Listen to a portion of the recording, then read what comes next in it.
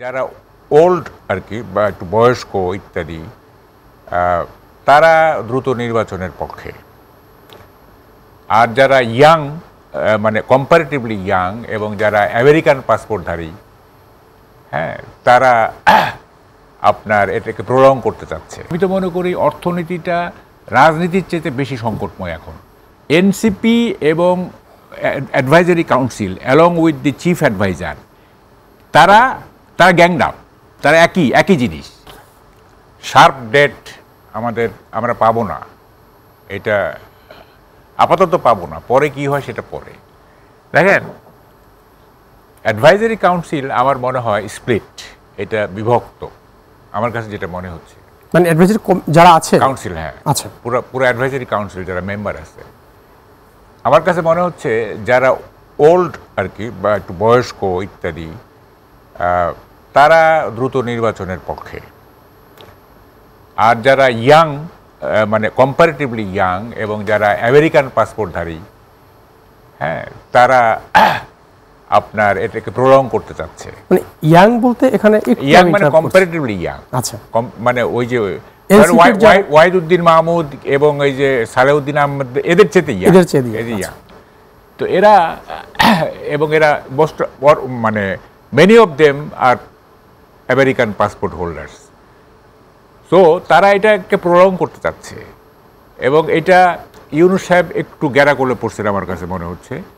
সেটা হচ্ছে যে শ্যাম রাখি না কুল রাখি, এরকম একটা অবস্থায় বোধহয় সম্ভবত উনি আছেন। অথবা এমনও হতে পারে যে উনি যারা প্রলং করতে চাচ্ছে তাদের দিকে টিল্টেড, এটারও সম্ভাবনা আছে। সো সেটা কেন হতে পারে আসলে? হ্যাঁ, কেন চাচ্ছে উনি? কেন চাচ্ছে মানে শুনেন, আমি বলি, ডক্টর ইউনূস ৭১ বছর বয়সে আপনার একটা ব্যাংকের এমডি পদ ছাড়তে চাননি।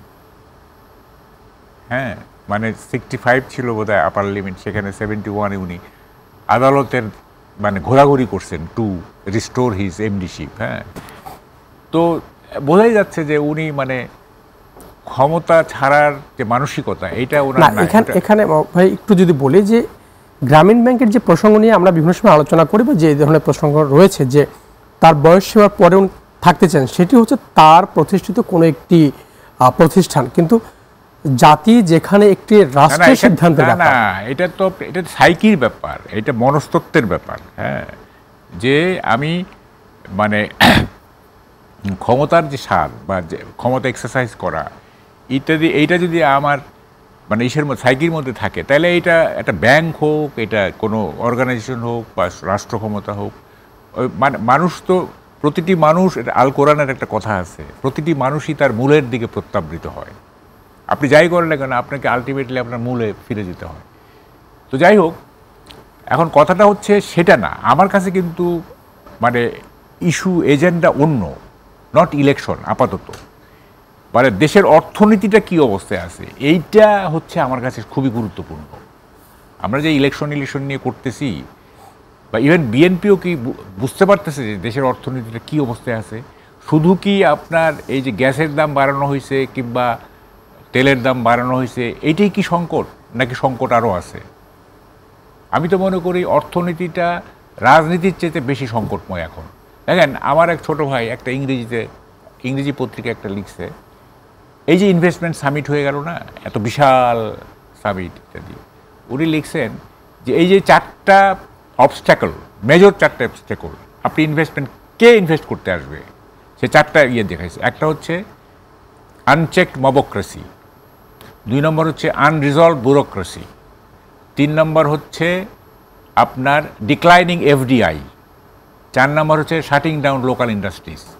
এনসিপি যে সমস্ত সুযোগ সুবিধাগুলি পাচ্ছে সরকারি থেকে, যেমন সভা সমিতি করতে গেলে ডিসিরা গাড়ি দিচ্ছিল, তারপরে ধরেন যে এই যে টাকা পয়সা কোথায় পাচ্ছে, এত টাকা কোথায় পাচ্ছে, হ্যাঁ, নানা রকম প্রোগ্রাম করতেছে এবং তারা তাদের মানে টাকার উৎস। এনসিপি কিন্তু মাহবুব ভাই, এখন আপনার বক্তব্যের যদি আমি এগিয়ে নিতে চাই, যে তারা সব জায়গায় এঙ্গেজ হচ্ছে।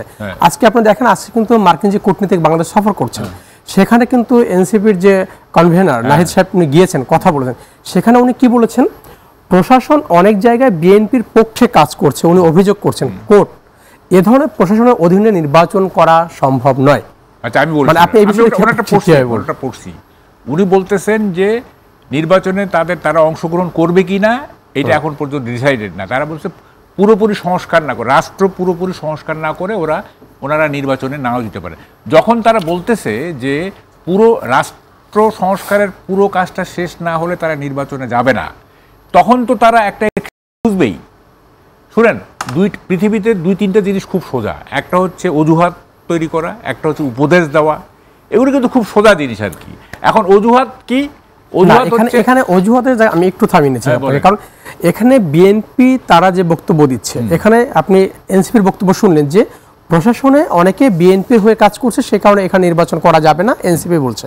জামাত বলছে 2026-এর জুনে অপেক্ষা করলে বর্ষা, বাদল, রোজা, ঝড় বৃষ্টি থাকতে পারে। এখন দেশের সবচেয়ে 3টি বড় দল এই মুহূর্তে বিএনপি, জামাত এবং এনসিপি।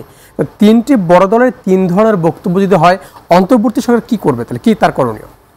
না, প্রথম কথা হচ্ছে যে এনসিপি যে বক্তব্যগুলি দিচ্ছে, এইটা কি এনসিপির নিজস্ব বক্তব্য না এর পেছনে কোনো মাস্টার মাইন্ড আছে, সেটাই আপনাকে দেখতে হবে।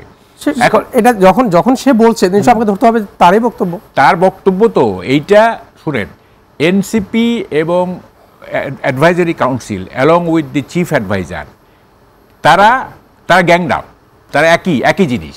হ্যাঁ, তো একই জিনিস সেহেতু অ্যাডভাইজারি কাউন্সিল মানে হেডেড বাই ডক্টর ইউনুস, তারা যেটা চাচ্ছেন সেইটার মাউথপিস হিসাবে এনসিপি সেটা বলবে, এইটাই খুবই স্বাভাবিক। জামাত যেটা বলছে, জামাত বা বিএনপি যেটা বলছে, না বিএনপি 3 ধরনের বক্তব্য, তাহলে সরকার সেখানে কি করবে? না, সরকার এদের কারো কথা শোনার দরকার নাই তো, এদের কারো কথাই শোনার দরকার নাই। সরকার একটা সেন্সিবল, একটা রিজনেবল ডেটে সরকার ইলেকশনের ডেট ফিক্স আপ করবেন, এবং সেই রিজনেবল ডেটটা হচ্ছে ডিসেম্বর।